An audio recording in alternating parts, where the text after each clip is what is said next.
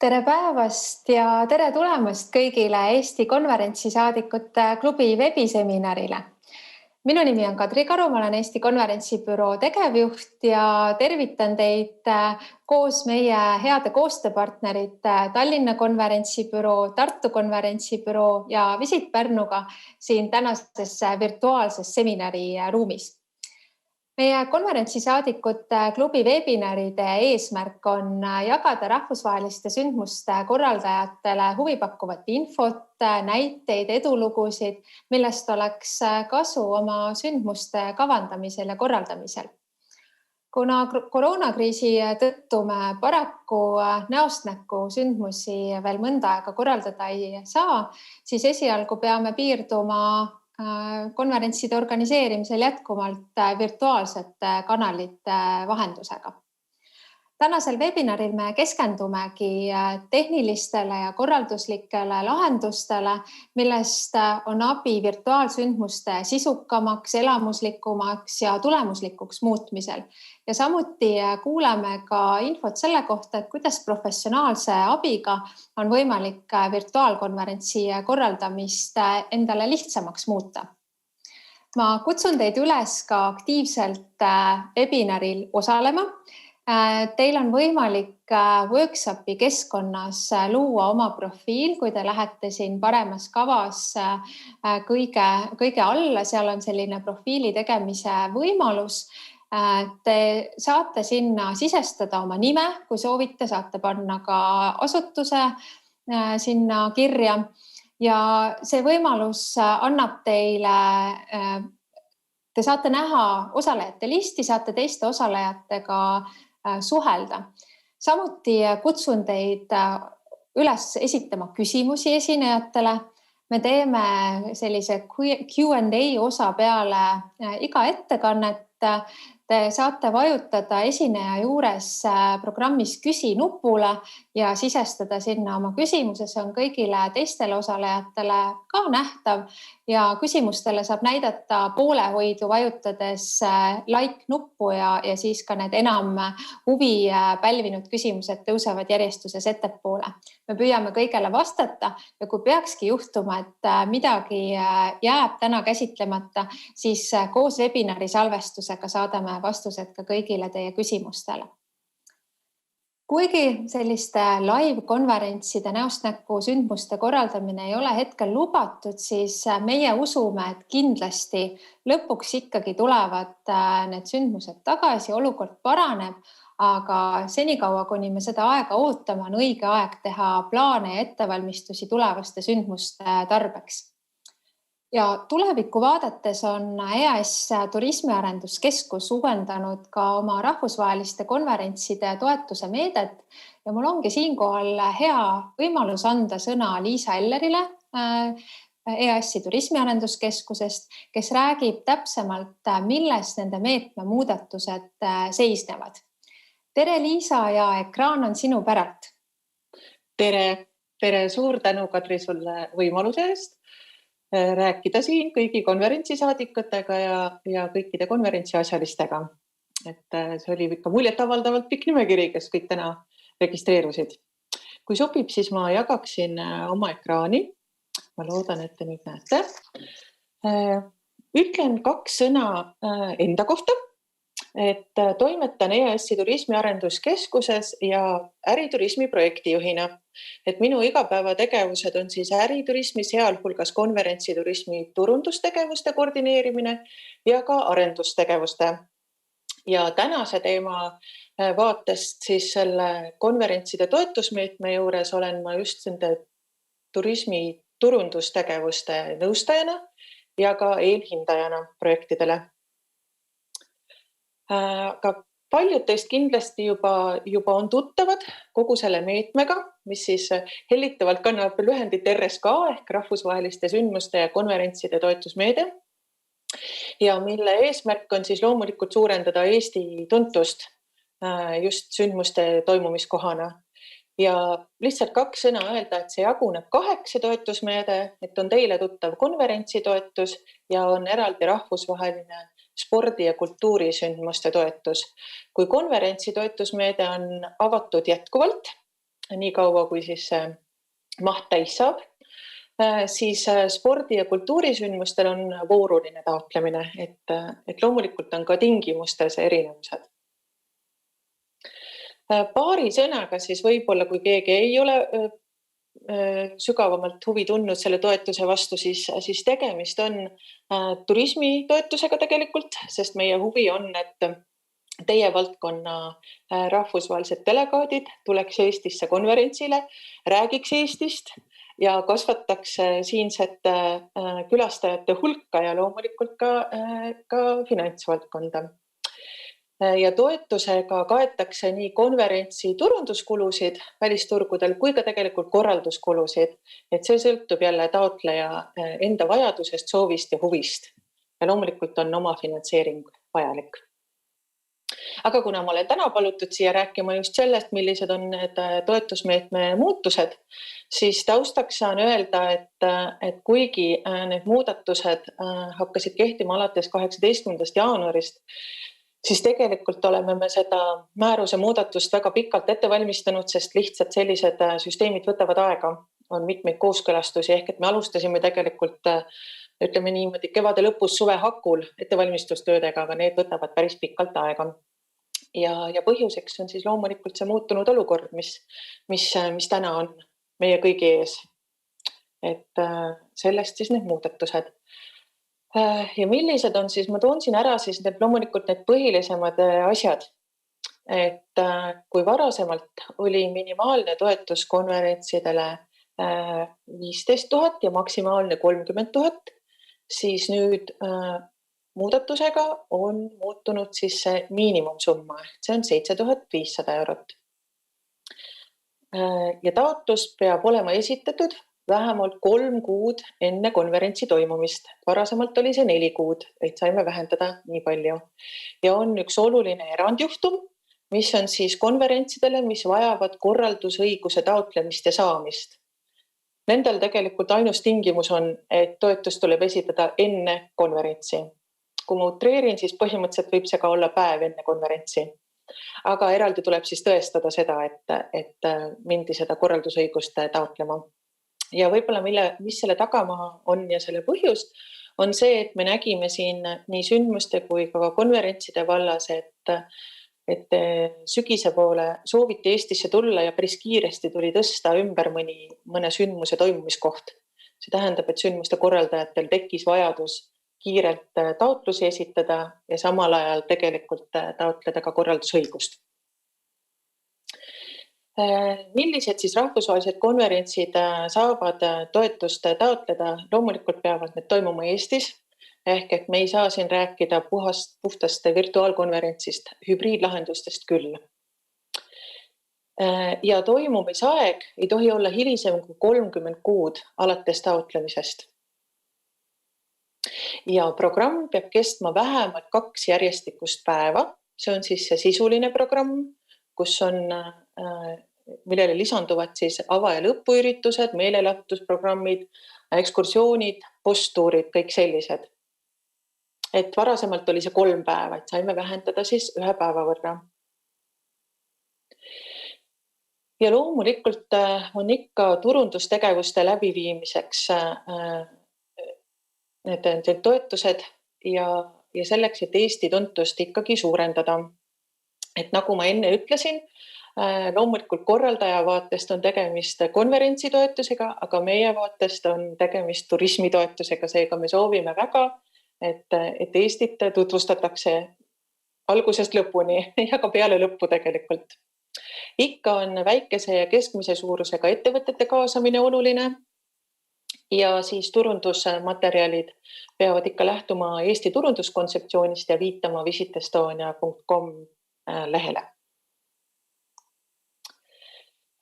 Oluline on jätkuvalt erivajadustega inimeste juurdepääs nii ruumidele kui transpordile. Ja nüüd on siis oluline muudatus, et välisriigist saabuvad delegaatide arv on see, millel me oleme muudatusi teinud.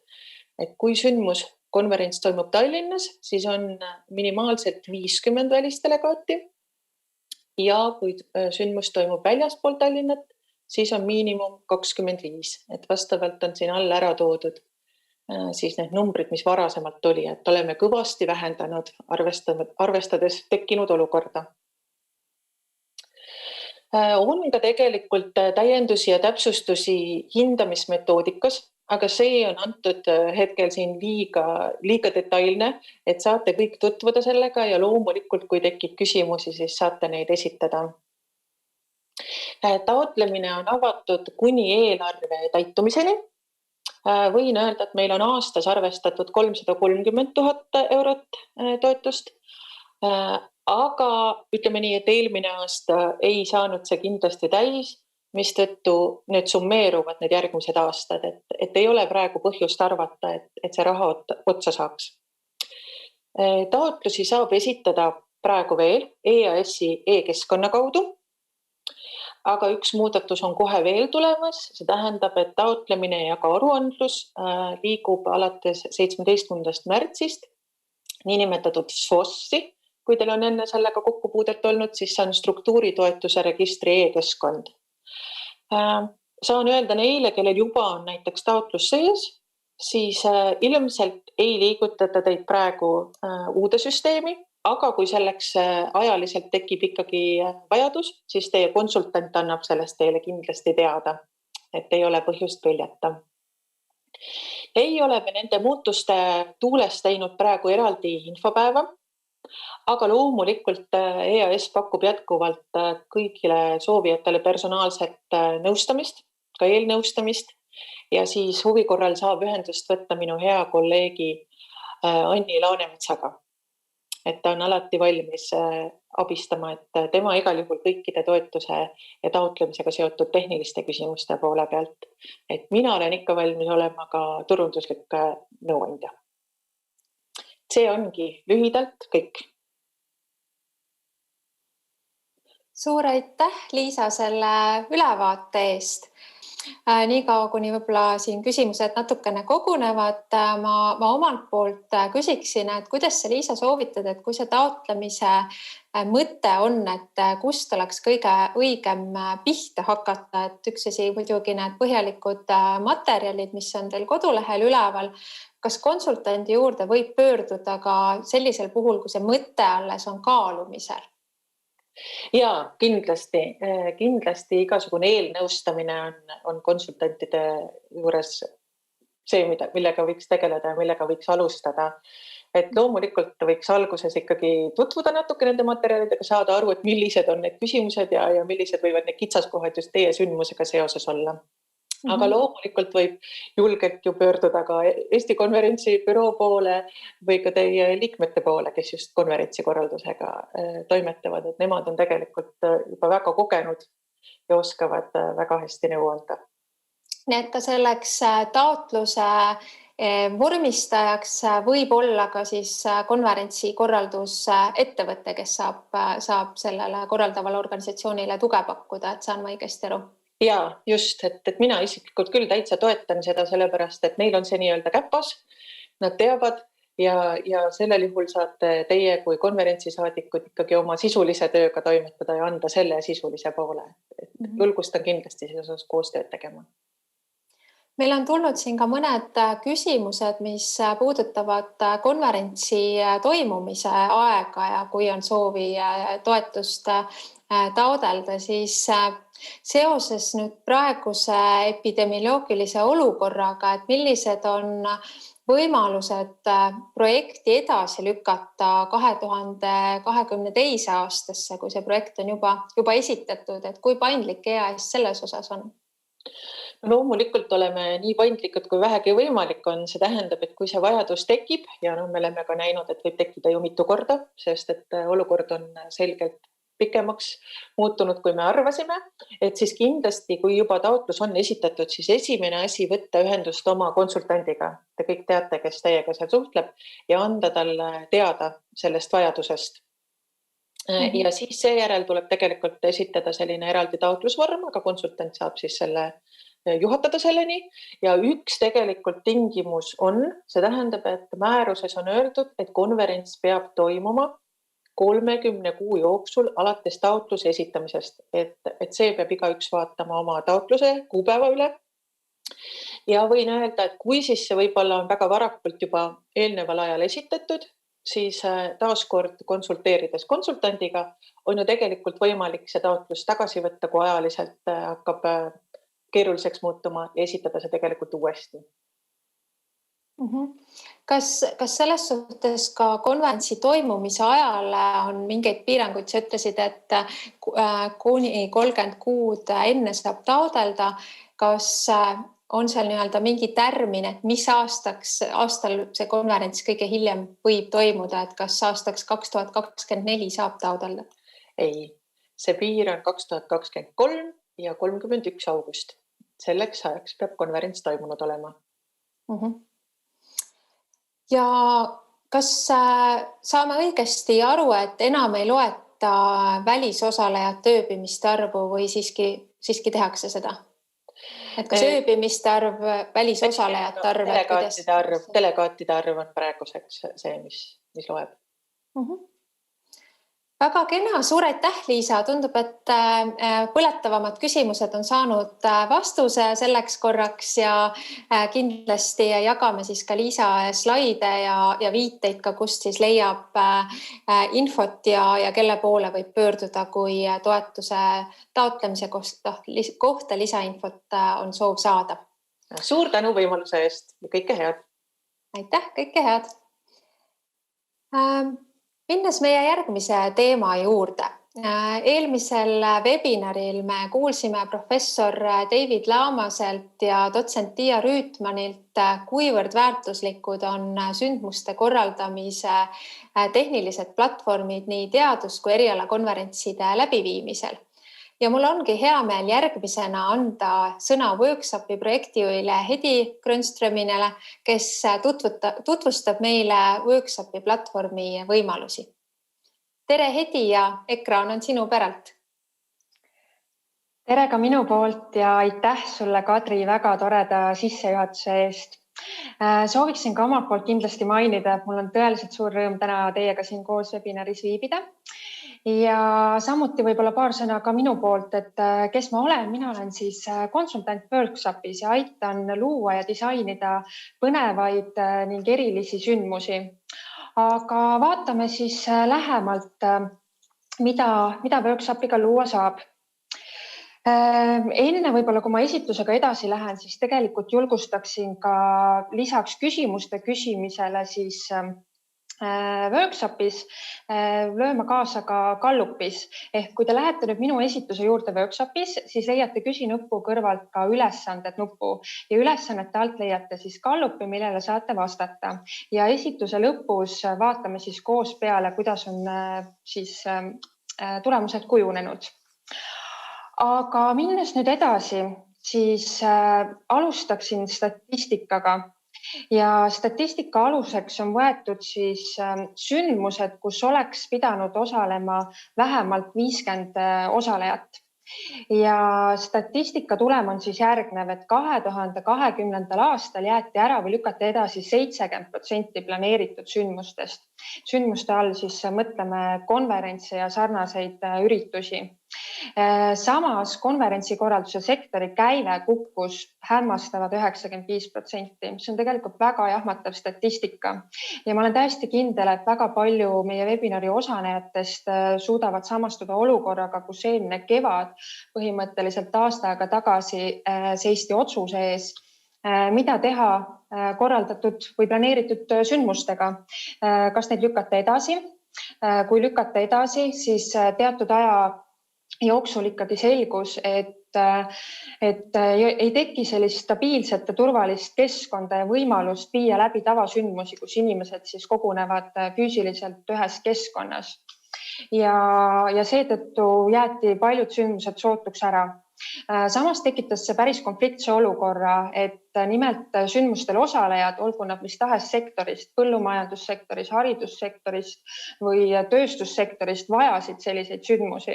Nad vajasid seda tunnet, et nad on info väljas, nad vajasid sisendid, kuidas tulla toime koroonatingimustega ning samuti vajati siis suhtlust teiste osalejatega, et jagada siis kogemusi ja mõtteid.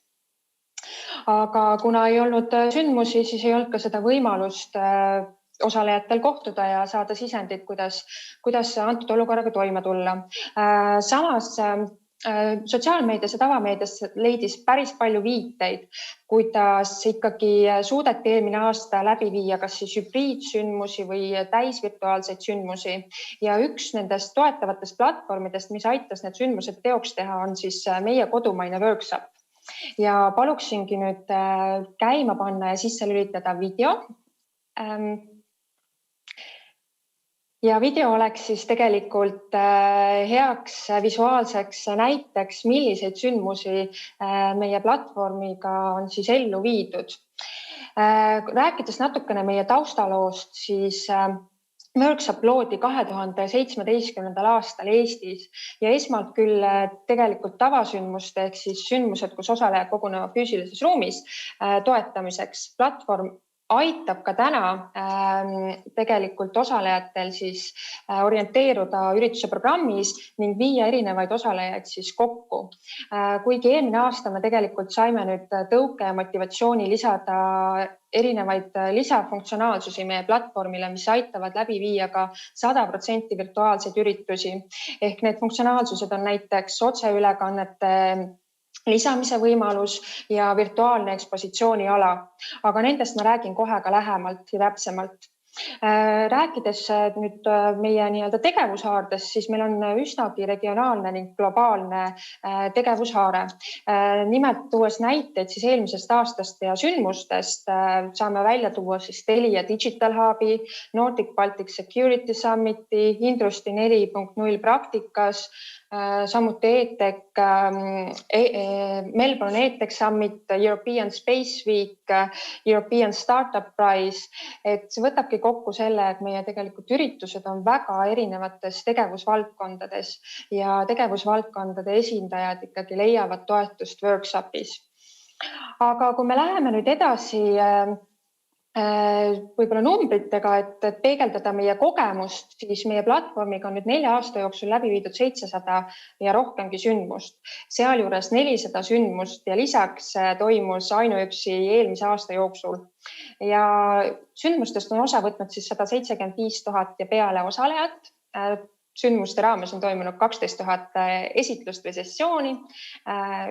Sündmuste raames on gallupites või teistes ülesannetes antud 65 000 vastuse sisendit, esitatud 24 000 küsimust siis esinejatele ja samuti vahetatud 15 000 personaalset sõnumit siis vestluskanalites, mis on integreeritud meie workshopi keskkonda.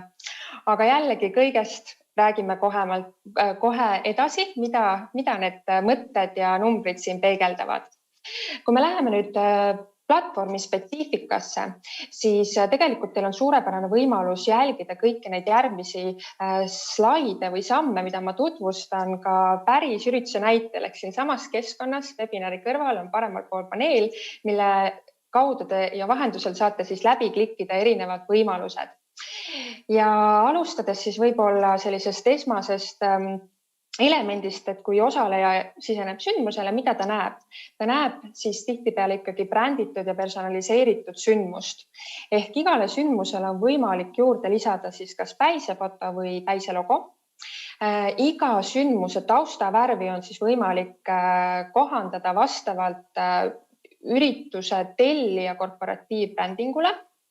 Ja samuti, kui on nüüd üritusloojal või ürituse tellijal soov lisada ürituse juurde lisanduvaid graafilisi elemente või muuta näiteks kirjete stiili, suurust, värvust, siis seda me ka kõike võimaldame. Et kui ürituse nüüd looja saadab meile sisendi, milline võiks visuaalselt üritus välja näha, siis me oleksime väga suurima hea meelega tulema teile vastu ja aidata neid ideid ellu viia. Et põhiline sõnum, mida ma tahaksin edastada, et iga sündmus on tõesti väga erinäoline, nagu see antud näide siin või slaid ka viitab, et tõesti neid paneele on võimalik võõbata eri värvidesse, lisada erinevaid elemente. Ja võib-olla selle slaidi peal tegelikult tuleb ka väga hästi välja, kuidas on võimalik otseülekannete formaate siis kujundada, et kas on lahendatud otseülekanded stuudiolahendusena või siin paremal pool keskel on viidatud näitele, kus on siis tekitatud hübriidstuudio versioon, kus esinejad on paneelis siis kõik ühes füüsilises ruumis ja seda siis otseülekandena peegeldatakse. Või siis all paremal nurgas on siis selline täisvirtuaalne lahendus, põhimõtteliselt sama lahendus, nagu me täna ka siin webinaris näeme. Nii palju siis brändingust, aga kui edasi minna, siis igal üritusel tegelikult on vajalik ja peaks olema ka programm. Ja programmi loomine meie keskkonnas on tegelikult väga lihtne. Programmi saab sisestada kui ürituse looja täiesti ise, ilma et ta sõltuks siis workshopi tiimi liikmest ja meie olemasolust, et väga kerge on siis tegelikult ürituse loomisega alustada. Programmi elementidena on väga elementaarsed asjad ikkagi võimaldatud, nagu kellaaja lisamine, esineja nimetus või nimi, esituse nimetus ja nii edasi. On võimalik ka lisada lisanduvaid detaile, biograafiaid ja palju muudki. Aga kui me räägime nüüd osaleja perspektiivist, siis on programmi tegelikult väga kerge jälgida. Nimelt siis, kui te vaatate ka tänase esituse või ürituse raames, siis minu esituse juures peaks praegu blinkima üks valge täpike, mis viitab täpselt, kus kohas parasjagu üritus käimas on. Ning samuti progresseeruv siis ajapiire minu pildi ümber näitab, millises etapis minu esitus on, kas ma olen esituse alguses, keskel või lõpus. Et osalejal on tegelikult väga lihtne orienteeruda, et mida peaks parasjagu jälgima ja millist informatsiooni peaks siis programmist kätte saama. Lisaks tavaprogrammile on siis võimalik programm või üritusel integreerida iga esitussessiooni juurde interaktiivseid elemente, nagu tänasel üritusel ka on relevantne küsimuse-vastuse paneel, samuti ülesannete lisamise võimalus, siis esituste hindamise võimalus ja samuti meediaelementide lisamise võimalus, kui näiteks esitajal on siis lisanduvaid näiteks graafikuid või PDF-faile, mis tema esitust toetavad. Minnes edasi osalejate kaasamise juurde, siis ma võiks öelda, et see on meie platvormi üks suurimaid võlusid, eriti nüüd, kui paljud üritused toimuvad 100% virtuaalselt. Et paljudel ürituskorraldajatel ongi tekkinud küsimus, et kuidas virtuaalüritustel, kus osalejad tegelikult ei saa ei sõna ega häälega siis kaasa lüüa, kuidas neid kaasata üritustele.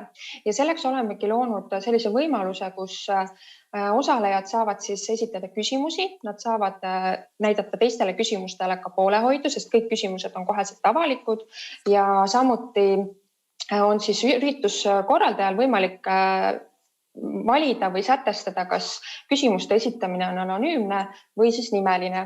Ja miks näiteks selline küsimuste-vastuste paneel on ka tegelikult efektiivne, eriti sellises formaadis, näiteks kui tekib 50 küsimust ühe esituse jooksul ja küsimuste-vastuste jaoks on eraldatud programmis vaid 5 minutit, siis saabki valida moderaator näiteks välja top 3 küsimust, mida siis ürituse kestel ikkagi küsida, et rahvas on öelnud oma poolehoiu, et milliseid küsimusi ta tahaks kuulata ja milliseidele küsimustele tahaks vastuseid saada. Teine interaktiivne siis element on gallupide ülesanded, et praegused tänased gallupid on valikvastustega ja ka mitme õige vastusega, ehk siis ei ole ühte õiget valikut, vaid saab olla ka mitu õiget valikut. Lisaks meie platvorm toetab ka avatud tekstivastusega siis küsimusi ja samuti ka fotoülesandeid. Väga lihtne näide on, et tee selfie, lae see üles ja pärast on võimalik neid tulemusi siis kas tekstivastuseid, pildivastuseid ka ekraanil kuvada. Näitan siin järgmisel slaidil ära tegelikult ühe hea näite siis gallupist, kus on presenteeritud tulemused tulpdiagrammidena. Ehk kõiki neid tulemusi on võimalik võtta välja eraldi slaididega ja produktsioonil on siis tegelikult väga kerge integreerida ja pikkida neid tulemusi siis otseülekandesse. Paluks käivitada järgmine video siis võrgustumisest. Võrgustumine tähendab meie platvormil seda, et igal osalejal on võimalik luua oma profiil. Profiili loomine võib olla ka vabatahtlik, ei ole peale sunnitud osalejatele ja iga osaleja saab ka tegelikult oma huvid defineerida, ehk millist kompetentsi ta siis ürituse raames siis teistele osalejatele pakub. ja samuti millist teadmist teistelt osalejatelt otsib. Ja kui ta on oma profiili ja huvid defineerinud, siis on võimalik osalejal minna osalejate listi uudistama ja näha, kas kellegiga on siis vasteid tekkinud. Ehk meie süsteem siis tekitab sellise professionaalse matchmakingu, mis viib kokku inimesed, kellel on siis ühised huvid. Ja nii on palju kergem tegelikult alustada suhtlust võõraste inimestega. Et oleme siis loonud sellise võimekuse. Ja kui rääkida nüüd suhtlusest, siis suhtlusvõimalusi on 2. Ehk on võimalik üks-ühele kirjalikke vestlusi läbi viia ja samuti suhelda ka videosilla vahendusel. Et meie selline videosild on väga lihtne, aga funktsionaalne, mis toetab tõesti inimeste üks-ühele siis videokõnesid.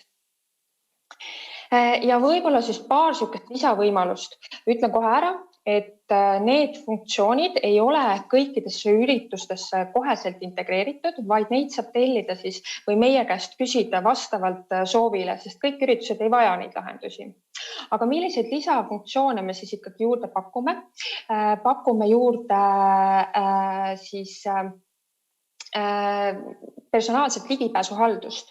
Ja personaalne ligipääsuhaldus tähendab siis seda, et üritusele on võimalik juurde pääseda vaid nendel osalejatel, kes on siis registreerumisprotsessis siis kaasa löönud ehk on ennast registreerinud või on siis ürituse eest maksnud. Ehk ürituse looja saab siis kontrollida, keda üritusele siis sisse lasta. Samuti on meie platvormile siis võimalik integreerida virtuaalset ekspositsiooniala, mis tähendab seda, et sponsorite ja partnerite ja osalevate ettevõtete tutvustamiseks on võimalik luua siis individuaalseid ekspositsioonialasid, mis tähendab seda, et ekspositsioonialale on võimalik laadida üles korporatiiv siis logosid või bännereid, samuti lisada nende korporatiivvärve, lisaks lisada siis ettevõtte kohast informatsiooni, multimeediafaile ehk siis ütleme iga ettevõtte teenuse või toote kohta on võimalik luua selline eraldi ala, mis tutvustab seda toodet või teenust ning lisada selle juurde siis toetav multimeediafail. Samuti ekspositsiooniala juurde on võimalik lisada siis ettevõtte kontakte ja kui ettevõtte kontaktid on ka meie platvormil profiili loonud, siis tähendab seda, et osalejatel on võimalik suhelda siis nende kontaktidega otse, kas siis videosilla vahendusel või kirjalikul teel. Ehk see toimib täpselt samamoodi nagu osaleja ja osaleja vaheline suhtlus. Ja selline viimane võimalus, mida me pakume tegelikult ongi siis projekti juhtimise võimalus ehk siis workshopi tiimiliikmed aitavad teie üritused teoks teha. Et workshopi platvormil on tegelikult võimalik sisestada siis üritusi ka täiesti iseseisvalt, aga kui te tõesti ei soovi sellist, kuidas ma ütlen, lisakohustust ja soovite, et keegi teine teie ürituse püstitamise ja ülessättimise eest siis hoolitseks, siis saame me kindlasti appi tulla ning lisaks projekti juhtimise all mõtleme ka seda, et me saame aidata teid ka ideedega ja mõtetega, kuidas sündmusi veel põnevamaks siis muuta. Järgmisel nüüd slaidil ma tegelikult sooviksingi võib-olla eelnevalt rõhutada, et igal üritusel on omaette formaat ja me ei taha kindlasti öelda, et workshop on nüüd ainukene ja ainuõige lahendus, mida oma üritustel rakendada. Küll aga võib-olla ma tahaksin natukene võrrelda workshopi väga levinud sündmusplatvormidega ja lihtsalt tuua välja, et miks võib-olla workshop pakub sellist, kuidas ma ütlen, toetavamat lahendust. Näiteks, kui me võrdleme workshopi veebiseminaride keskkondadega, näiteks populaarsemad on siis Zoom ja Microsoft Teams ja ka teised sarnased alternatiivid, siis workshop ikkagi pakub võimalust luua bränditud ning visuaalselt stiilipuhtaid sündmusi. Samas sündmus aitab osalejaid kaasata ilma, et osalejad siis oleksid oma pildi ja heliga ohuks otseülekandele ja ohuks ma mõtlen just selles mõttes, mitte üldse halvas mõttes, aga et keegi osalejatest ei saa siis võimalust võib-olla segada vahele esitustele või siis nagu mõjutada ürituse sujuvust. et meie platvormi on siis ikkagi võimalik integreerida erinevaid livestreami tööriistu, mis aitavad olla pildis moderaatoril ja esinejatel, aga samas osalejad saavad siis olla kaasatud läbi küsimuste, gallupite ja ülesannete. Ja meie platvormil on siis võimalus liituda ühe sündmusega kuni 30 000 osalejal, et päris suur arv ja päris mastaapsed üritused on meie platvormiga võimalikud. Kui me võrdleme workshopi veel kiiresti teiste alternatiivsete platvormidega, siis me saame kindlasti välja tuua, et me vaatame igat üritust väga unikaalsest perspektiivist. Ja selle all ma ei mõtle mitte ainult brändingut, vaid ma mõtlen ka seda, et me oleme avatud erinevatele erilahendustele, ehk kui teil tekib mõni mõte lisada oma sündmusele funktsionaalsus, mis meie baaspaketis võib-olla kohe ei olegi saadaval, siis me oleme kindlasti valmis kaasa mõtlema ja neid erilahendusi teie sündmustele integreerima.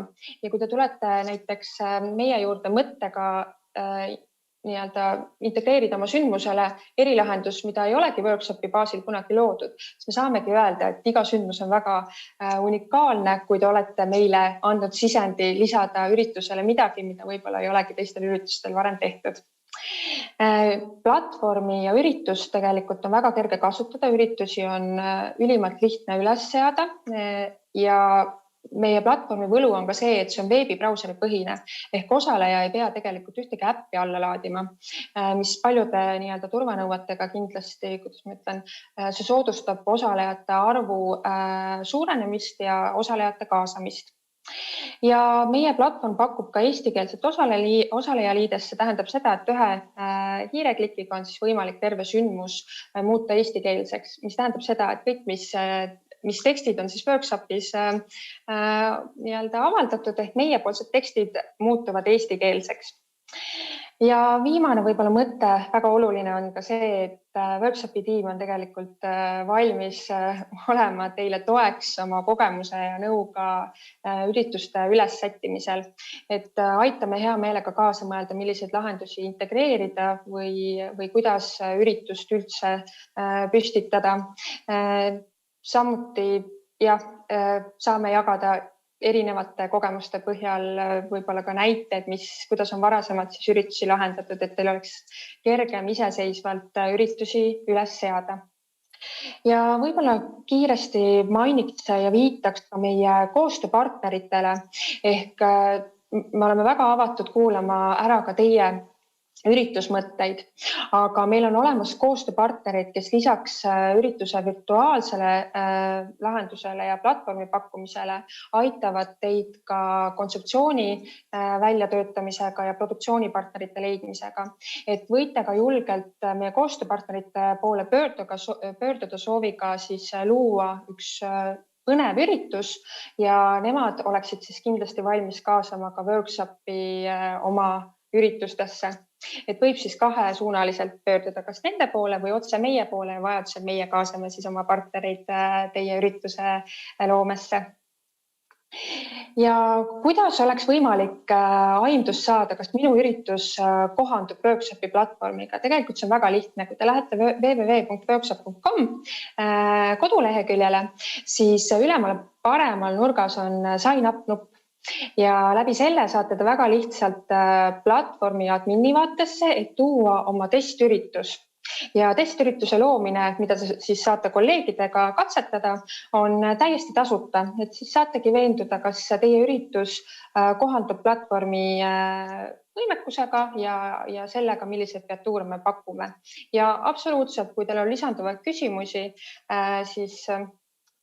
siis platvormi enda kohta või ürituste kohta, siis me oleme hea meelega abiks ka teiega suhtlemisel ja kuulamisel, milliseid üritusi te soovite siis läbi viia.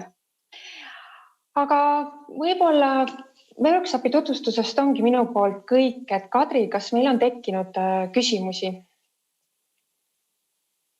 Ja, suur aitäh sulle, Hedi, selle põhjaliku ülevaate eest ja väga informatiivse esitluse eest, mis andis hea pildi ette, et kui mitmekülgsed workshopi võimalused on.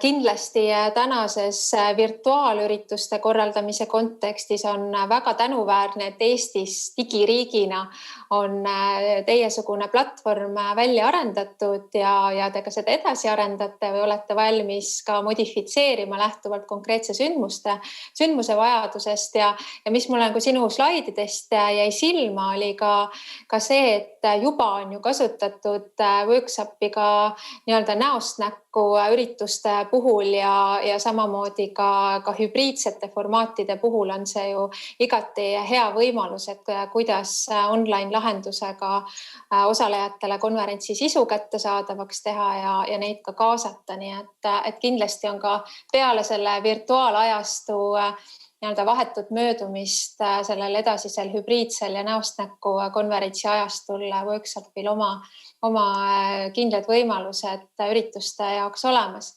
Aga meil on tulnud ka päris suur hulk küsimusi, mille juurde pöörduksingi. Huvi pakub selline küsimus, et kas workshopis saab korraldada ka mitme sektsiooniga konverentse ja kas on võimalik ka liikuda erinevate sektsioonide ja töötubade vahel? Jaa, absoluutselt.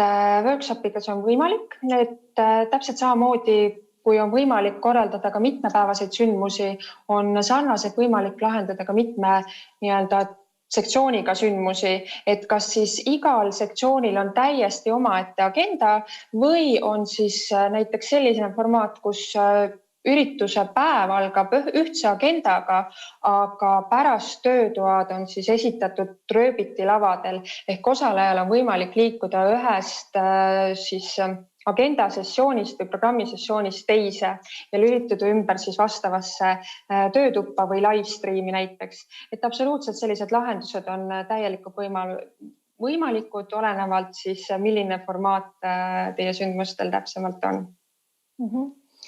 Ja kuidas, kui nüüd eelarvet planeerida, et millest koosneb workshopi platvormi kasutamise maksumus ja kas kuskil on teil leitav ka hinnakiri platvormi eri võimaluste kasutamiseks? Ja meie platvormi hinnakiri on tegelikult täiesti avalik, et kui te lähete meie kodulehele, siis pricing tab'i, menüü tab'i all on võimalik siis tutvuda, mida sisaldab meie sündmuse baaslitsents. Et me pakume siis mitut erinevat paindlikku võimalust. Nimelt, kui teil on tulemas üks konkreetne sündmus, siis on võimalik soetada ühe sündmuse baaslitsents. Kui teil on tulemas näiteks mitu erinevat sündmust, siis on võimalik soetada ka selline paketipõhine siis nagu pakett ehk iga lisanduva sündmusega hind, siis ühe sündmuse hind muutub vastavalt ehk natukene odavamaks. Ja samuti, kui te teate, et teil on igas kuus vähemalt juba 2 sündmust, siis täiesti soovitaksin mõelda siis aastalitsentsi peale, sest aastalitsents pakub siis võimaluse viia läbi piiramatu arv sündmusi ühe kuu jooksul, aga sealjuures ei ole selle aastalitsentsi hind nagu oluliselt kallim ühe sündmuse baaslitsentsi hinnast. Ja baaslitsentsist ka võib-olla kiiresti mainiksin ära, et see sisaldab kõiki selliseid elementaarseid, aga põnevaid funktsionaalsusi nagu agendasisestus, osalejate võrgustumine, profiili loomine, samuti ka küsimuste-vastuste paneelid, ülesanded, siis sessioonide reitingud ja igasuguste meedialahenduste otseülekannete integreerimise võimekust. Teised võib-olla sellised elemendid, nagu ma viitasin, white label, samuti ka personaalne siis ligipääsuhaldus ja ekspositsiooniala on sellise lisahinnakirja alusel, aga see vägagi sõltub projekti ja siis ürituse formaadist. Et tasub siis kindlasti uurida meie käest lisa, et palju need lahendused võiksid maksma minna. Me mainisime ka ise, et pärast hiljem on tänane webinar järelvaadatav, et küsimus järelvaatamise kohta, et see on väga hea võimalus, aga kuidas teie kogemuses paljud protsentuaalselt päriselt kasutavad sellist varianti ja kui järelvaatamine on võimaldatud, kuidas siis tagada ka, et see oleks autentitud ja ürituse sisu jagada ei saaks? Jaa, väga hea küsimus, et meie kogemus ütlebki, et eriti nüüd viimasel aastal on väga suur protsent, kindlasti üle poole meie üritustest hiljem ka järelvaadatavad.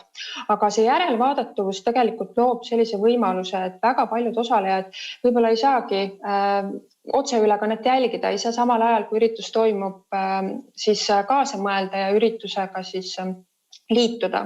Et otseülekande siis järelvaatamine annab võimaluse osalejatel ikkagi pärast hilisemalt, näiteks õhtusel ajal sündmusega liituda ja validagi siis täpselt ütleme neid elemente või sessioone, mida nad soovivad või osaleja soovib siis pärast hiljem järelvaadata. Et see on siis, selle formaadi nimi on võib-olla inglise keeles siis conference on demand ehk vaatan seda, mida ma soovin. Jah, et see otseülekannete jälgimise järelvaatamise funktsionaalsus on kindlasti väga toetav osalejate kaasamisel. Kuidas osalejate jälgimisega, et kas kõikides osalejatest jääb ka logifailis jälg ja kui osalejad registreeruvad üritusele, et kas nad tuleb siis lisada workshopi e-mailiga või on ka mingi muu viis, kuidas osalemise jälg siiski jääks?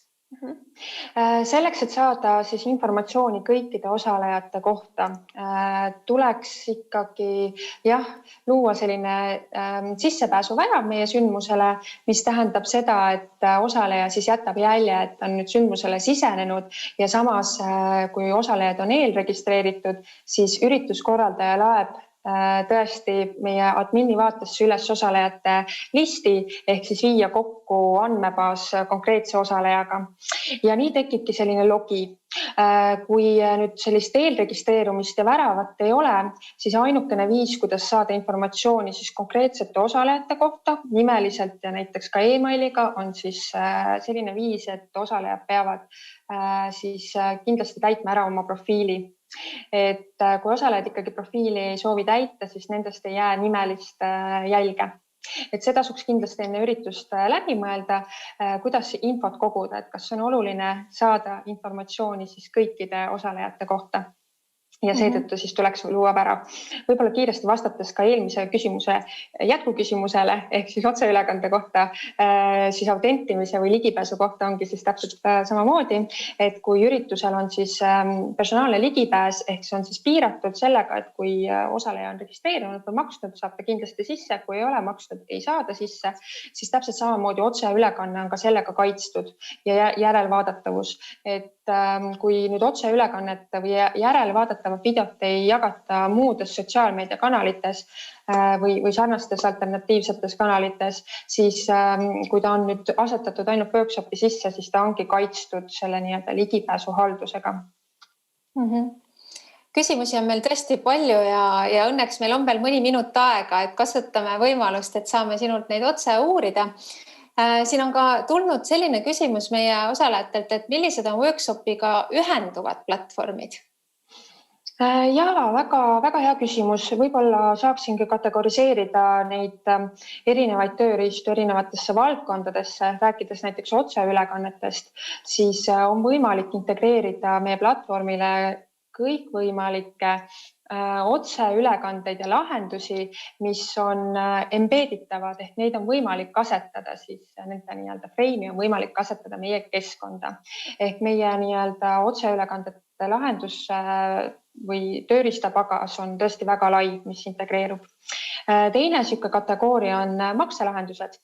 Näiteks, et meie platvormiga integreerub Fienta platvorm, mis tähendab seda, et kui näiteks või üritus on tasuline, siis osaleja registreerub ja maksab siis ürituse eest Fienta platvormil ja Fienta platvorm siis suunab edasi too workshopi ilma, et ta siis näiteks ühe lahendusena siis ilma, et osaleja peaks veel eraldi sihukest autentimist läbi käima, et ta saab koheselt üritusele ligipääsu, kui üritus on varasemalt osalejatele avatud. Et varasemalt avamise all ma mõtlen seda just, et tihtipeale üritused avatakse osalejatele meie platvormil vahetult enne, aga mõnikord ka mõni päev varem, et või osalejad saaksid juba siis teiste osalejatega tutvuda ja juba eelnevalt võib-olla küsimusi esitada või ülesannetes osaleda. Et siis näiteks Fientas ongi nii, et kui osaleja ostab näiteks paar päeva enne siis sündmusele pileti, saab ta sinna kohe sisse ja saabki minna siis teiste osalejatega juba tutvuma. Meil siin täna oleme esinejad kõik ja mina moderaatorina oleme online ja laivis otse, et kas hübriidkonverentsi kava on workshopi platvormil võimalik lülitada ka ettesalvestatud ja korraldajatele ette saadetud ettekandeid, kui reaalajas selline kontaktesinejaga puudub? Jaa, absoluutselt.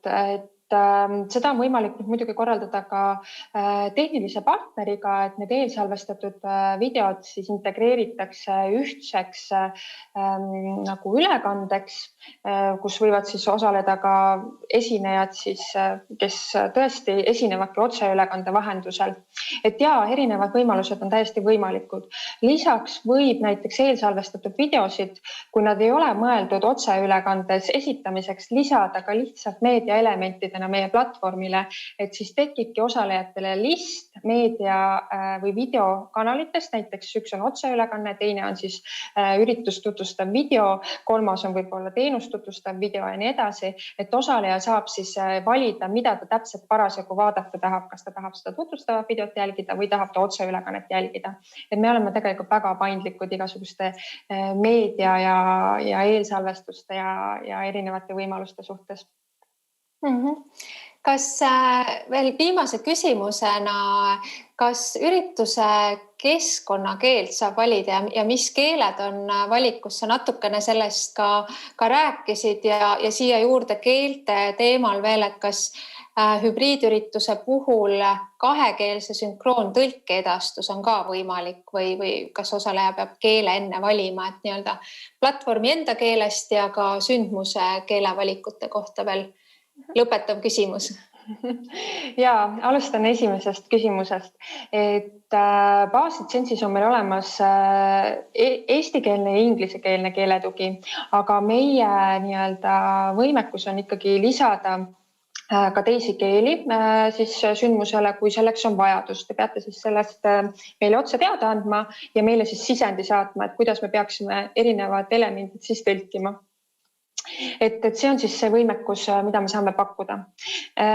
Võib-olla siis nüüd jätkates sünkroontõlgete teemast, siis jaa, muidugi on otseülekannetesse võimalik lisada siis erinevaid tõlkeid, aga kui me nüüd mõtleme kaasa siis platvormi vaatevinklist, siis on võimalik tegelikult tekitadagi sellised paralleelseid agendasid. Näiteks üks agenda on siis inglisekeelne, teine agenda ehk siis programm seal kõrval on siis teises keeles, et ka ütleme näiteks praegu toon näitena prantsuse keeles, et prantsusekeelsel osalejal on ikkagi võimalik näha ka inglisekeelset siis agendat, kui tal näiteks peaks selleks vajadus tekkima, et ta saab kahe erineva keele vahel siis ümber lülituda. Et jah, sellised võimekused on meil olemas. Väga tore, suur aitäh veel kord sulle, Hedi, selle ülevaate ja eest ja vastamast kõigile meie küsimustele. Kui nüüd jäi mõni küsimus veel tähelepanuta või tekib veel mõtteid siin viimase ettekande käigus, siis pange kindlasti oma küsimused kirja. Me vaatame need veel üle ja siis tagantjärele ka peale webinari teile kirjutame. Aga nagu Hedi ka ütles, siis tegelikult ega platvormist ainuüksi ei piisa konverentsi organiseerimiseks, vaid kogu sündmuse planeerimiseks ja produktsiooniks on vaja läbi mõelda ja korraldada palju pisiasju ja ka tehnilised lahendused sündmuste sisuliste eesmärkide saavutamiseks parimal viisil tööle panna. Neid võib loomulikult oma korraldustiimiga ise teha ja planeerida või siis kaasata korraldusfirma sarnaselt näost näkku sündmusega kõigi nende üksikasjade organiseerimiseks. Ja kuna Hedi lahkesti reklaamis välja workshopi interaktiivseid võimalusi, siis prooviks katsetaks ühte gallupit koos teiega ja küsiks, et kas te olete varasemalt kasutanud konverentsikorraldusfirma teenuseid oma virtuaalkonverentsi sündmuse läbiviimisel, et kuidas on meie osalejate ringis täna selline seis, et kuidas teie kogemused on, et kas meie tehniline tugi saab meile selle gallupi ette manada? Et teil on siin ülekande kõrval kenasti võimalik vastata, kas jah või ei. Me anname hetke teile aega oma valik teha ja jagada meiega oma kogemust, et siis me teame, kuidas teie seni toiminud olete.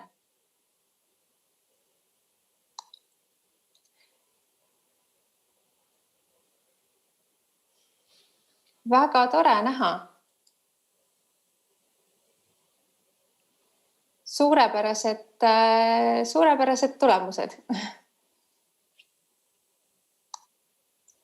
Nii, aga siit kohalt ongi, meil on väikene ülevaade publiku kogemustest olemas ja siinkohal tahaksingi kaasata minuga koos ekraanile Kadri Jõerüüdi, kes räägib lähemalt virtuaalkonverentside korraldamise köögi poolest ja millist abi saab siis korraldusfirma pakkuda, et sündmus tervikuks siduda. Tere, Kadri! Te olete olnud alates eelmise aasta märtsikuust, kui virtuaalkonverentsid meie argipäevaks said kümnete ja kümnete konverentside korraldamise juures, et kuidas sa näed, et mille poolest erineb virtuaalkonverentsi korraldus näost näkku sündmuse organiseerimisest ja kas see erineb üldse? Tere, Kadri, tere kõigile. Suur tänu sissejuhatuse eest ja ma nüüd kohe kasutan võimalust ja tänan Liisat ja Hedit suurepäraste ettekannete eest, et vaatamata sellele, et ma olen mõlema teemaga päris hästi kursis ja ka workshopi kasutaja, siis ma sain väga palju ja täiesti uut infot enda jaoks. Et ma loodan, et kõik teised vaatajad, kõik meie nii-öelda klubi liikmed noppisid enda jaoks samuti välja kõike vajalikku. Aga tulles nüüd küsimuse juurde, et kas virtuaalsündmus erineb kontaktüritusest, siis loomulikult. Et kindlasti on kõige suurem väljakutse just nimelt sündmuse peremehele ehk põhikorraldajale, kes on ilmselgelt täiesti uues olukorras.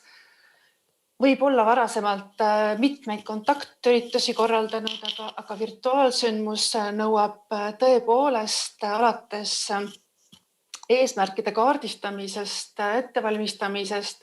ettevalmistustegevuste läbiviimisest kuni siis reaalse toimumishetkeni täiesti teistsugust lähenemist, teistsugust ajaplaneerimist ja erinevat meeskonda. Et kui kontaktüritusel on vajadus teatud tüüpi spetsialistide järele, siis virtuaalürituse puhul on vajadus täiesti uute positsioonide järele. Ja eelkõige see loomulikult sõltub ürituse enda iseloomust. Ehk siis nagu ma mainisin, kui oleme nullpunktis, üritus on nii-öelda vaja korraldada, siis esimene hetk on tõesti see, et vaadata nagu otsa, et mis on need eesmärgid, et millist tüüpi üritust on vaja korraldada, kas on suur rahvusvaheline üritus, kus on palju osalejaid, eesmärk on võimalikult lai kandepind või on kitsas spetsialistidele suunatud sündmus, kus kohas on suur rõhk teadustööl, teadusinnovatsiooni edastamisel ja võib-olla koolituselemendil. ja siis sellest lähtuvalt hakkavad kõik järgmised sammud juba juhtuma. Et see teenus, mida konverentsi korraldaja ehk siis meiesugune firma, näiteks konverentsibüroo liige, osutab oma olemuselt jääb ju samaks, et me soovime olla partner, me soovime olla tugi, me oleme kaasamõtleja ja võib-olla see eestikeelne sõna siis võiks olla hõlbustaja, et me saaksime kaasa aidata sellele, et sisuline osa ja sündmuse nii-öelda oluline pool oleks võimalikult suure tähelepanu all selle konverentsi sündmuse nagu peremehel ja siis seega vabaneb teatud hulk ajalist ressurssi eelkõige, siis mille osas saame siis meie nagu kasulikud olla. Ja korraldajate eelis antud hetkel on see, et me oleme seda teinud, meil on kogemus, meil on olemas vastavad spetsialistid ja meil on olemas vastav partnervõrgustik ehk see koolitustegevus, mis on vaja nagu kogemuse saavutamiseks, on meil kõigil juba läbi tehtud põhimõtteliselt. Siin taustal panen paar slaidi nüüd endal jooksma ekraanil, mis näitab meie poolt tehtud üritust, mis toimus just eelmisel neljapäeval 100% siis virtuaalsena või siis tegelikult mõnes mõttes natuke hübriidsena, sest me olime stuudios. Me olime Mektori Screenex väga ägedas stuudios. Meil olid moderaatorid ja meil olid mõned esinejad, kes olid stuudios esinemas. Ja samas 8 esinejad tuli ka virtuaalselt üle silla. Ja siin on nüüd natukene niisuguseid meeleolu pilte, et kuidas niisugune nagu üritus siis välja nägi nii-öelda nüüd natukene ka köögi poolelt. Et see ongi nagu esimene moment nüüd, millest ma oskan nagu rääkida, et miks kasutada korraldusfirmalt ja kas virtuaalsündmus vajab teistsugust lähenemist. Kui virtuaalsündmust planeerima hakata, et mida peaks programmi ja ülesehituse kavandamisel silmas pidama sinu kogemuses? No esimene asi, mis ma ütlen, mis tegelikult virtuaalmaailmas nagu rolli mängib, on see, et inimese tähelepanu ekraani taga tegelikult on väga hajus. Et kontaktürituse puhul me kõik teame, kuidas üles ehitada programmi niimoodi, et ta oleks vastavuses nii-öelda selle suutlikkusega infot omandada, kõigi nende pauside, toitlustuse ja meelelahutusega, siis virtuaalsündmuse puhul tegelikult see kõik ajalises mõistes kahaneb. Et ei ole tegelikult ju kuskil kivisse raiutud, et kui pikk peaks olema ettekanne või kui pikk peaks olema konverentsipäev, sest see tegelikult sõltub jälle taaskord ürituse iseloomust. Aga see väga selge reegel on see, et inimese tähelepanu tegelikult hajub palju kiiremini. Ideaalne sessiooni pikkus võiks olla 60 minutist 80-90 minutini, aga siis ka ei tohiks ta olla ei tohiks kohustada ainult ettekannetest, vaid kindlasti peaks seal vähemalt siis 1/3 osas olema ka kas paneeldiskussiooni või mingit muud interaktiivset sellist nagu kaasavat tegevust, sest vastasel juhul inimene lihtsalt ei jaksa enam fokusseerida niivõrd palju sellele sisulisele, et see vorm peab ikkagi kaasa aitama tugevalt ülesehitusele. Ja teistpidi jälle, et mul tuleb meelde üks virtuaalüritus, mis me korraldasime, oli meditsiini valdkonnas, kus pärast tagasiside ankeedi tulemustest või küsitlusest tuli välja, et kõige paremaks ettekandeks hinnati 35 minutist pikka ja väga tõsist teaduslikku ettekannet, kus minu silmale olid ainult numbrid ja tabelid, mis olid täiesti loetamatud. Et see ikkagi väga sõltub sellest ürituse iseloomust. Ja nüüd, kui Hedi ka tõi välja oma ettekandest vajaduse seda pakkuda võimalust nii-öelda mängulisteks tegevusteks, gallupiks või siis nii-öelda ettekannete hindamiseks, siis see tegelikult on hästi oluline, sest ega virtuaalüritusel on tegelikult vähem võimalusi osalejate kaasamiseks, kui on kontaktüritusel. Ja kui konverents oma olemuselt on tegelikult ju ka mõeldud selleks, et inimesed omavahel suhtlevad, loovad uusi kontakte, kohtuvad vanu kolleege ja nii edasi, siis virtuaalsündmuse puhul seda elementi nii-öelda pinna peal hoida on väga keeruline. Ja see nõuab väga selget läbimõtlemist ja väga selget planeerimist, et kuidas oleks see võimalik teostada. Et siin selle koha pealt on küll vaja väga tõsiselt kaaluda, et mida teha, kuidas teha ja milliseid elemente kasutada, sest igal publikul, igal konverentsil on oma sihtrühm ja igaühel ei sobi see, mis eelmisele sobis, ühesõnaga siin on väga niisugune ürituskeste või personaalne lähenemine vajalik. Ja ilmselt see on see valdkond või suund, kus need erinevad virtuaallahendused jäävadki arenema, et kuna sellised hübriidformaadid ilmselt jäävad ka tulevikus, et siis kuidas seda kaasamist ja networkingut paremini toetada, eks ole? Kindlasti ja siin on veel üks nüanss on see, et kuna nüüd kasvavad peale uued põlvkonnad konverentsi külastajaid, siis nemad on ju üles kasvanud ju tegelikult juba ju nutipõlvkonnana. Nende jaoks on kindlasti igasugune virtuaalne lähenemine palju omasem, kui see on seni olnud, kui seni meie see tavanormaalsus olnud on. Ehk karta on, et sellest virtuaal- ja hübriidmaailmast enam ei pääse. Siia me oleme sisse juba sulanud ja targem on kaasa joosta. Aga samas kindlasti jääb näost näkku kohtumistele ka oma roll ja väärtuseks ole. Kindlasti. Kuidas sa mainisid meditsiinikonverentsi ennist, et kindlasti selle valdkonna sündmused, aga paljud teised on ju sellised, kus koostöö toetajatega, sponsorite tugi sündmuse läbiviimisel ja nendele näituste korraldamine kui üks võimalik reklaamiväljund ja osa selle sündmuse programmist, et kuidas koostöö sponsoritega ja näituste korraldamine virtuaalürituste puhul toimub?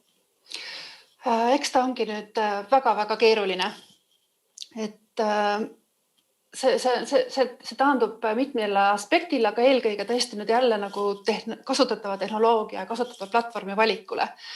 Et ma Hedi selle väga toreda ettekande taustal julgeks öelda, et kui see nüüd natuke läheb küsimusest välja, aga kui on kaalukausil nüüd konverentsi korraldajal, et millist platvormi oma sündmuse kajastamiseks kasutada, siis neid variante ju maailmas tervikuna on kohutavalt palju erinevate võimaluste, erinevate suundadega, erinevate hindadega. Aga lõpuks, mida mina soovitaksin, on see, et kasutage seda platvormi, mida kasutab teie partner, kas tehnikapartner, korraldajapartner, kellel on mingi kasutajakogemus juba olemas, mis on turvalisuse tagamiseks nagu väga oluline. Sest iga uue rakenduse, iga uue niisuguse platvormi kasutamine nõuab ju jälle läbitöötamist, selgeks õppimist ja ka kasutamiskogemust. Ehk siis kasutage alati seda, mis on varem kasutatud, ütleme siis niimoodi. Aga mis puudutab nüüd teaduskonverentse, siis tõesti nii teaduskonverentse kui eriti meditsiinivaldkonna konverentse, siis siin on kaks sellist olulist, ütleme, tuge või sellist valdkonda nüüd, mis virtuaalmaailmas vajavad ekstra tähelepanu. Et üks on loomulikult see rahastamine ehk siis toetajate kaasamine finantsplaani ja see on virtuaalürituse puhul keeruline. See on väga mitmel põhjusel ja see peamine põhjus on see, et virtuaalselt on toetajal keeruline saavutada seda eesmärki, miks ta toetab ühte konverentsi. Selle toetaja huvi eelkõige on saavutada otsekontakte, tutvustada oma konkreetset toodet konkreetsele spetsialistile. Ja virtuaalselt me lihtsalt teame täna juba seda, et ka virtuaalse, ükskõik kui hästi see näitus on loodud, kas ta on loodud väga selgelt või graafiliselt, siis osalejatel ei ole väga suurt motivatsiooni väga mitmeid erinevaid näituse nii-öelda siis nimetame neid bokse või näituse nii-öelda informatsiooni lehekülgi läbi lapata. Ja kuidas saavutada seda, et osalejatel oleks huvi seda teha, see on nüüd väga hea küsimus. Et siin on proovitud erinevaid variante isegi sinnamaani välja, et võimaldada loosimist või mingid muud motivatsiooni neid tegureid. Aga eks ta keeruline on, aga ma siin korraks jagan oma ekraani uuesti.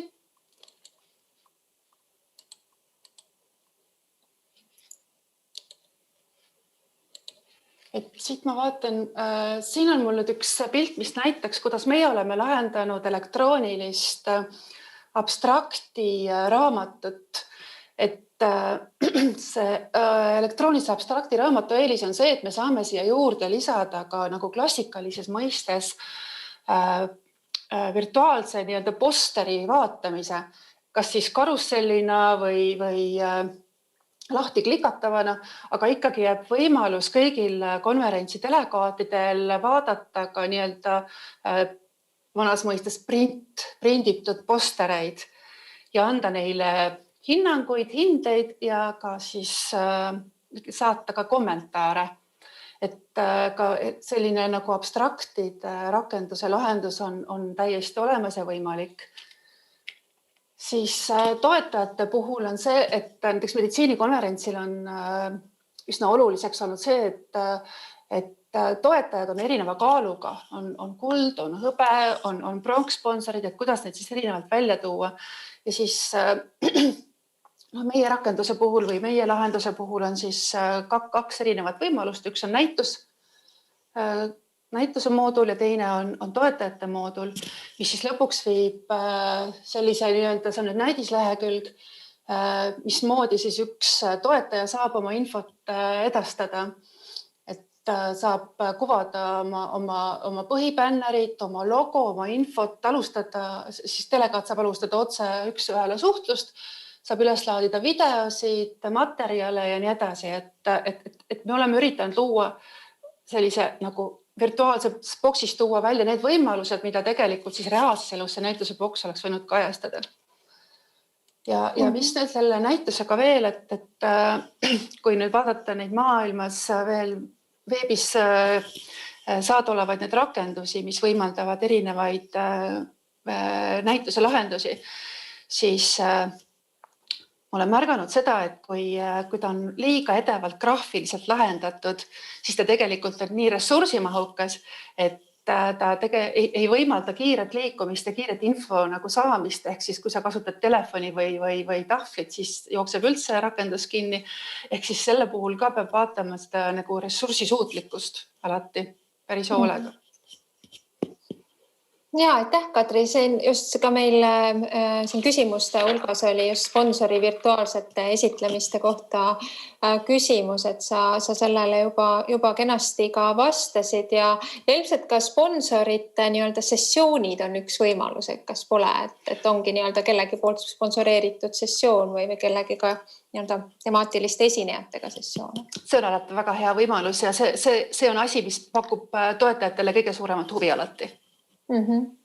Olla kaasatud põhiprogrammis, et see on nagu see, mida nad tegelikult ootavad. Just ja mis nii-öelda virtuaalsündmuste puhul võib-olla paremini töötab natukene kui selline klassikaline näituse formaadi veebi viimine, eks ole. Täpselt. Aga lõpetuseks küsiksin veel sellist asja sinult, et virtuaalkonverentside puhul, et eks iga sündmus muidugi ole erinev, aga et kui palju peaks ettevalmistusteks aega varuma ja millise tiimiga ja rollidega selles tiimis peaks arvestama? Virtuaalsündmuse ettevalmistamine tegelikult nüüd see viimane aasta on näidanud, et see on olnud päris tempokas ja see ettevalmistusaeg on kahanenud kindlasti. Et selline tunne, et elu läheb aina kiiremaks. Aga sellegi poolest on seal teatud sellised väga ressursi või ajamahukad tegevused ja ma tooksin eraldi välja esinejatega suhtluse. Et kui oli kontaktkonverentside aeg veel, siis esinejatele kulus esinejate nii-öelda ettevalmistamisele ja nendega suhtlusele kulus oluliselt vähem aega kui virtuaalkonverentsi puhul, kus esinejaid tuleb ette valmistada nii sisuliselt nii-öelda nende prep-meetingutega, kui siis tema ettekande osas, tema ettekande eelsalvestuse osas, siis eelsalvestus ka teostada ja lõpuks juhendada selles osas, mismoodi ta osaleb diskussioonil, paneeldiskussioonil näiteks. et see selles mõttes nüüd nõuab ta eraldi lähenemist ja see meeskond, keda kaasata nüüd korralduspoole pealt, peab olema piisavalt, ütleme, mahukas siiski, et katta ära läbiviimise hetkel sellised positsioonid näiteks, et ma praegu ei hakka rääkima produtsendi või režiitootja või stsenaristi nagu ülesannetest, mis on juba ettevalmistuskäigus, aga reaalselt läbiviimisel on vaja mõelda sellistele asjadele näiteks, et kes modereerib küsimusi vastuseid, kes pakub IT-tuge osalejatele sel hetkel, kui nad ei ole hakkama saanud oma isikliku arvuti kasutamisega. Väga-väga suur roll on moderaatoril virtuaalürituse puhul. Ükskõik, kas on moderaator stuudios või ta on siis digitaalne moderaator, aga temast sõltub väga palju selle terviku kokkusidumisel ja ka osalejate integreerimisel. Ja moderaatori pädevus on vajalik ka sel hetkel suuresti, kui juhtub midagi, mida me ei taha, et juhtuks, aga siis, kui arvuti ja tehnika on mängus, võib siiski juhtuda. Ehk siis me jõuame ka sellise väikse riskianalüüsi juurde, et kuidas maandada neid riske, mis on virtuaalürituse puhul, mis teha siis, kui näiteks paneeldiskussioonis osaleja internetiühendus katkeb või mis teha sellises olukorras, kui mõni esineja, kes pidi virtuaalselt tulema esinemisruumi, aga ta lihtsalt ei tule, ta ei ole võimalik mitte kuskilt kätte saada. Et mis on need varuplaanid sellisteks hetkedeks? Et ka peab olema keegi, kes need kriisihetkedel need olukorrad lahendab. Muidugi. Kuna me olemegi oma ajaga siin webinari lõpule jõudnud, siis ma ühe küsimuse siiski küsiks veel, mis on väga oluline. Ma loodan, kuulajad ei pane pahaks, et alati raha on oluline teema, et kuidas sa näed, et kas virtuaalkonverentsi on teha odavam kui päris live-üritust, kuna pole toitlustuskulu, ruumirenti, esinejaid pole vaja majutada ja kohale lennutada, et kuidas sa näed seda rahalist poolt? See rahaline pool, seda päris nii üks ühele ei saa võrrelda, sest kui me võtame, et näiteks kui mingi numbrilise näite, et kas 500 inimeseline konverents, ühe päeva konverents koos täistoitlustusega on kindlasti kallim tegelikult, kui on virtuaalüritus. Aga kui me võtame 100 inimest näiteks, et siis ta võib-olla on juba üsna sama. Et ega korraliku virtuaalsündmuse korraldamine, mis ei ole lihtsalt nii-öelda veebikoosolek, aga on juba ikkagi konverents, siis seda ei saa lugeda kindlasti nagu liiga odavaks teenuseks. Aga siiski, ütleme, nii palju kui oma klientidega olen rääkinud või mõelnud tulevikuplaane, siis väga tugevalt jääb läbi kajama, et tulevikus teeme hübriidüritusi. Et täisvirtuaalselt selles osas väga suurt positiivsust üles ei näidata, aga kõik ootavad võimalust ikkagi näost näkku näha, kohtuda oma kolleegidega ja nii-öelda noored kolleegid saaks kohtuda vanemate kolleegidega ja sellist nagu näost näkku kohtumist väga igatsetakse. Ja siiski enam ei välistata nii-öelda seda hübriidformaati. Ja ilmselt on sellel hübriidformaadil ju omad eelised, et hõlmata laiemat sihtgruppi, teenida täiendavat tulu konverentsile ja erinevad muud väljundid, milles on selle omamoodi väärtus ka. Aga suur tänu sulle, Kadri, selle ülevaate ja sissevaate ja vastuste eest esitatud küsimustele. Lõpetuseks paluksin tehnikutel veel korra panna ekraanile meie Gallupite tulemused, et kui siin varasemalt või seni on kasutanud vaid osa teist virtuaalkonverentside puhul korraldusfirma teenuseid, siis küsisime ka seda, et kas plaanite seda teha tulevikus. Nii et valdav enamus ikkagi ütleb, et pigem jah, et kas jah või võib olla, et igal juhul ma usun, Kadri, sinu ülevaade andis ka parema pildi sellest, et mis on kõik need võimalused ja millist väärtust see kaasamine võiks pakkuda. Aga paluksin korra ekraanile veel ka Hedi Gallupi kus me küsisime, et mida siis väärtustate konverentsi toetava virtuaalplatvormi puhul kõige enam. Ja siis kõik, kes siin on hääletanud, on ikkagi otseülekande jälgimise kõige olulisemaks hääletanud ja virtuaalsete töötubade korraldamised. Kas sa, Hedi, tahad veel omalt poolt midagi siin kommenteerida nende tulemuste juures? Ilmselt annab teile hea ülevaate ootuste kohta.